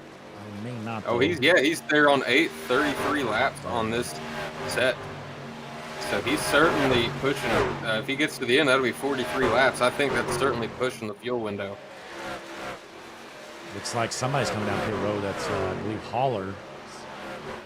And Seward coming down pit lane as well. So if they're all coming down, Jesse, I'm thinking Stange is about out. It's a lot of these guys that stayed out earlier on in the stage. They're having to come down now. Not enough fuel in the tank, but I'm pretty sure these two are going to have enough fuel to make it to the end. Absolutely, and boy, Applegate will not give it up. He wants to go back-to-back here, looking to the inside of McGill. Looks like Applegate has a little bit better truck right now, but is it enough to get around that 11? It's so hard to pass somebody on the bottom that you've either got to do what he's doing now and try to get a hellacious run on the top side and find out a way around, or you just got to throw an absolute dive bomb into the corner. And, I mean, that's the only way you're going to get by somebody is you just have to absolutely send it like a video game move, Carl Edwards style from back in the day, and just slam into the wall and hope the guy doesn't wreck you. And he just did it. Yeah, boy, coming out of the corner, that truck just stuck. And looks like the 11 commits for a crossover move here. He needs to clear him. He's got to throw the slide job here. He's got no chance. And I don't think he's going to have enough speed. Ripping the Larson line. Let's see if he can stay on the outside of the 11, and he does. They door each other. My doors and stuffs him into the wall. We probably got some damage at least. I'm thinking Applegate has some right side damage into the wall there, but hopefully the 11's all right too. But I don't know. We'll see how it plays out with 6 laps remaining this time around as these two continue to duke it out. Yeah, the 57 covers up that time. We'll see if the 11 has anything left in the tank or if that truck has burnt the tires off of it. We'll have to wait and see. 6 laps to go. 57 looking to go back to back. Boy, what an aggressive move there. And I don't blame him. You know, McGill, it was a little late there to throw the slide job. I think he should have tried to cover up a little earlier, but you know, it's just so hard to pass here. You got to try to take what you can get, and unfortunately it wasn't there for the 11. He did give it a shot on the crossover. It didn't work out. I think the 57 might start to check out here with 5 to go. Yep, definitely appears that way, and I'm keeping an eye on that 7 truck of Cargiulo in 3rd, and he's not really gaining any ground on your race leader. So looks like this one, I mean, unless something crazy happens, I don't see anybody getting around that 57 truck of Applegate. The 7, he's in the picture, right? But I don't think he's got enough to get there. Like, sure, if there's some mistakes that happen, he's definitely right there and could capitalize on them, but a little too far back, I think, with 4 to go. Absolutely drop back again. Regelbrug in the 8th position. Boy, not the finish he was looking for. He won stage 1 and 2, and here he is kind of stuck in the middle of the pack here for the end of this race. It all came down to that restart after stage number 2. A couple guys flipped the stage. The 31 truck wins off of pit road, and all of a sudden you're starting behind 2 trucks with older tires on the inside line, and you're just kind of get stuck while your other main opponents just kind of drive off into the sunset ahead of you. Yeah, but I will say, though, you know, this race started kind of looked like a caution fest in the middle kind of too as well. But the end of this race has been pretty clean, and we've had some good runs. As the 57 comes up on some lap traffic side by side ahead of him, could be crucial here that he gets by these guys without an issue. Let's see how friendly they want to be, and 42 not going to help him out. Yeah, he's got to get by these guys here. They're trying to stay on that lead lap. He's almost getting blocked by the 42. Yeah, this 42, boy. You know what, Jesse? I'm going to go ahead and say it. I haven't been impressed by this 42 truck. He's been out here hitting every damn thing out there. Now he's blocking the leader. He needs to get the hell out of the way. Look at it, Johnson! Oh, my God. This guy's terrible. Who is this clown? Oh, my God. It's Green. Jeff Herrick just junked the leader. He is driving like an absolute idiot. The 11 of McGill just gets gifted the race lead with 2 to go. We're on the white flag. White flag is out. Austin McGill might have just been gifted a win. Jeff Herrick pulls off the idiot move of the century with the white flag in the air. Austin McGill to the backstretch. That is unreal. unreal finish to this race. McGill 2 corners to go, and he's going to back his way into this win. Absolutely. Coming out of 4, and as you can imagine, Applegate not happy. Herrick has some terrible excuses in the chat, but the checkered flag in the air, Austin McGill wins the race. Wow. There's going to be an absolute fist fight in the pits as soon as they pull these trucks on the pit road. If I'm the driver of the 57, I might get myself suspended a couple weeks. Jesse, that's the dumbest thing I've ever seen. Honestly, I think the 42 of Herrick, he needs parked at least a race for that. That's ridiculous. But the checkered flag flies, though. McGill wins it. Cargiulo in second, and Blackmore pulls out a third-place run. Wow. That is one of the wildest endings I've seen to a race here on Hutchison Motorsports TV in a very long time. The 11 truck not upset about it, though. Absolutely. Wow. I don't know what to say. That is incredible. Yeah, definitely didn't expect that. You know, this race was in the bag. It was over. I mean, the Applegate had this one won, and now, Jesse, where's he even finish? I couldn't tell you. I don't even see him. Somewhere in between 11th and 20th. But I mean, Applegate is so close to going back to open out the season. He won last week at Daytona, and he was gonna win this race. And maybe it was a commentator curse. I mentioned how he needed to get through the lap traffic, and the lap traffic bit him hard. Yeah, you know, and again, you know, you can come up with all the excuses you want for Herrick, but I mean, he's blocking the leader here at the end of the race. This is ridiculous. He's all over blocking the leader. He's blocked some high here. And here, take a look. So Applegate's trying to cleanly pass him. So he goes up high, then he goes down, follows him down low. I mean, what's the thought here, Jesse? I mean, you're a lap car. Leader, you know, makes a move. He's got a run on you. He goes down low. He's going to go under you. And then Applegate says, you know what? I'm going to throw a block here. I'm going down too. Well, I think it's one of the things of just he is trying. It almost seemed like he was trying to get out of the way, but you got to realize when you're lap traffic like that, you just got to stay predictable. And he was pretty much the opposite of that. The 57 was trying to go high, then you know the 42 goes high, so the 57's like, well, I'll go low then, and you know they just get together. But man, that's got to hurt. The 57 at Applegate finished 12th when he was probably 6 corners away from winning the race. Absolutely. And I'm trying to find oh, here he is. Getting all these guys into the waiting room here. One moment here, folks. All right, so let's do some quick interviews here. Jesse got our top 3 lined up, ready to roll for us. First up, Cody Blackmore, our third-place finisher. Let's get him in here. Cody, Blake, and Jesse up in the booth. You got a copy? Hey, I got a copy. What's going on, brother? Hey, not much there, but hey, you're able to put it on the podium here, get a third-place finish. A pretty good run for you, and the strategy played out there at the end, too. Yeah, for sure, for sure. We just played survival up until, you know, the very end right there, and it was all gas, no brakes, as Jesse would say. Hey, well done, Jesse. What do you got for Cody here, a third-place finisher? Yeah, I gotta just ask. I'm probably gonna ask every one of these drivers in the top 3. I mean, with probably 6 corners to go, you're sitting in the 4th spot, and all of a sudden, Grant Applegate gets taken out from the lead. Like, what was your perspective on that, and what do you think could have been done differently there? I'm gonna be 100% honest. I didn't really see much. I was focusing on keeping the car straight. The tires were straight gone. So I saw the plume of smoke, and I just was looking to avoid the wreck. So I can't add much fuel to the fire for you, but I didn't really see much of anything. So. Yeah, well, hey, great job out there, Cody, putting it on the podium, I believe, for the first time of the season, but it's a long season ahead of us, so we look forward to hearing from you more the rest of the year. You got any shout-outs, though, before you head out? Yeah, thanks to y'all for putting on the broadcast, and thanks to Dylan and the guys for putting on this great league. I know we were a little caution-filled there. These are going to work themselves out over time, I'm sure. So, but yeah, that's really it, and thank y'all again. Absolutely. Well, hey, congratulations again. Podium finish for you, Cody Blackmore. Thank you. Bye.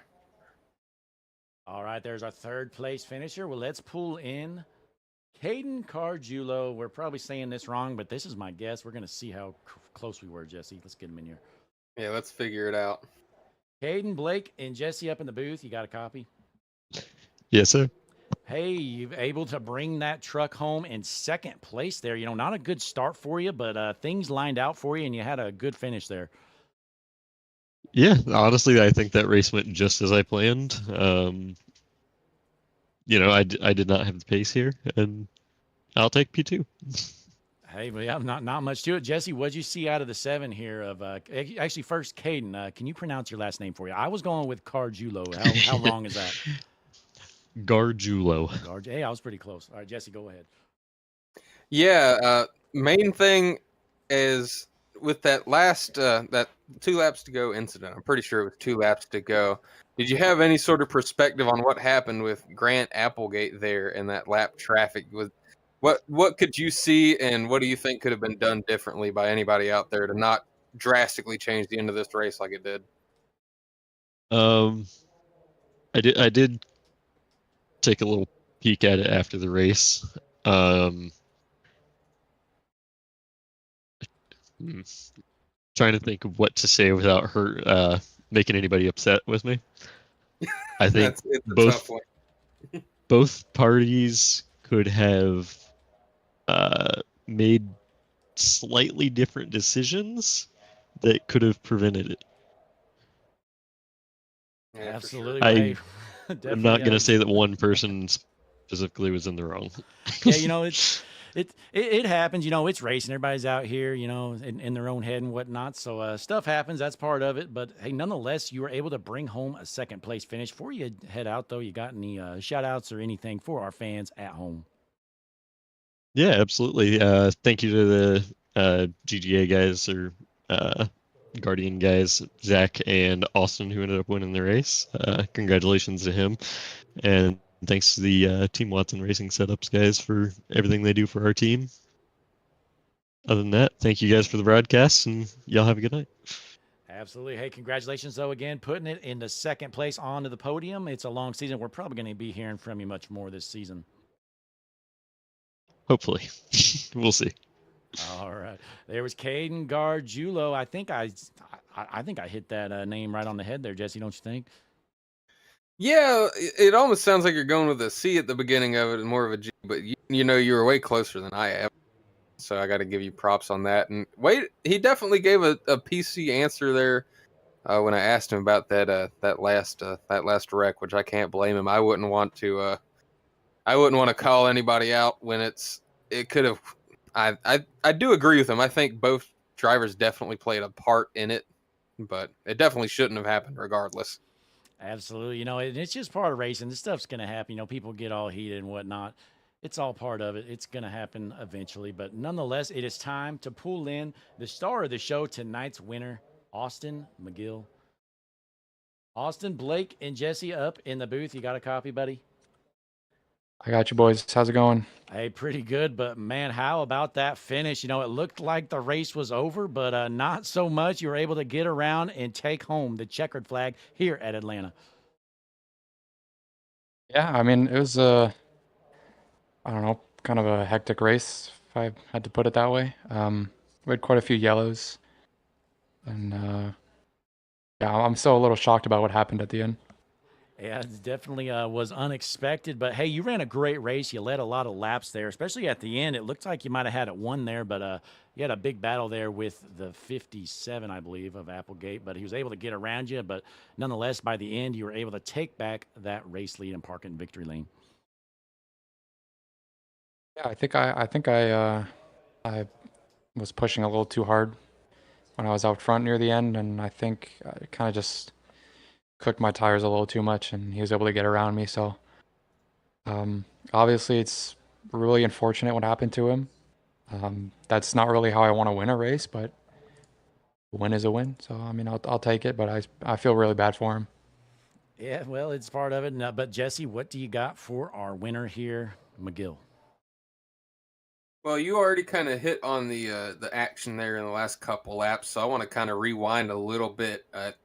During probably, I'd say, the good first half to maybe first 2/3 of that race, it was really a battle between you the 31 and the 5, and those guys end up getting stuck a lap down on that one caution flew after you had stayed out and were doing the long run kind of strategy. Did you just kind of fall into that strategy? Did they just pit and catch you off guard, or was that your plan the whole way? Honestly, I kind of just wanted to do something different. Earlier in the race, when I was behind them, I kind of found it hard to pass if the car in front of you is running the top. I feel like the track is very top dominant, so Oh yeah. every time I go to the bottom, I couldn't make a move, so I just figured I'd run my tank out and have a tire offset, and then a yellow ended up coming out, and they got stuck a lap down, and then kind of just worked out in my favor.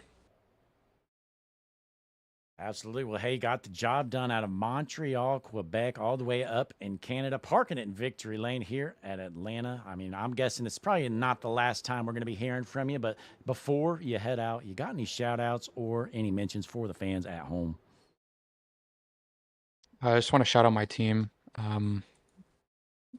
All three of our cars were in the top 10 today, so just congrats to them. I know we've haven't had the greatest luck in this league so far, but I mean, three of our trucks in the top 10 is definitely a good result. And then just thanks to you guys for putting on another broadcast, and I'll definitely end up enjoying it, watching it sometime later this week. Absolutely. Well, again, congratulations on the big win here at Atlanta. And that's really all I got. Jesse, you got any final words for our winner? No, just congratulations, and we'll see you next week. Hopefully you can back it up, go back to back or something. That'd be cool. Look forward to it. Thank you, guys. Absolutely. That was your winner here tonight. Austin McGill parking in Victory Lane. You know, he had speed tonight, even though he was slightly gifted at the end, I guess you could say, but he definitely had the speed nonetheless. But parks in Victory Lane here at the end. Jesse, what is your overall thoughts here of the race? I definitely was not expecting the end we saw. Definitely Austin McGill bringing home the win. He definitely sounded stoked to get the win there, but yeah, it was a wild ending, and like maybe it was a bit of a commentator's curse, but I just saw that lap traffic, and I was really hoping it wouldn't cause an issue, and I think it caused as big of an issue as it could have caused.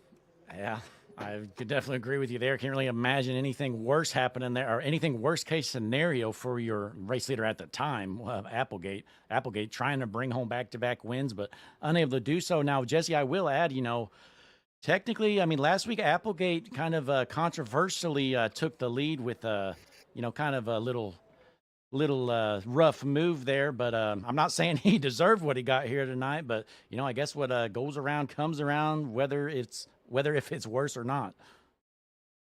Yeah, see the 57 of Grant Applegate waiting for an interview. I think we'd get taken off the air if we talked to him after that happened to him. Yeah, no, there's no way we're gonna pull him in for an interview, because if I was him, I'd have no business being on the air right now. It would not go well. There'd be a lot of censorship involved.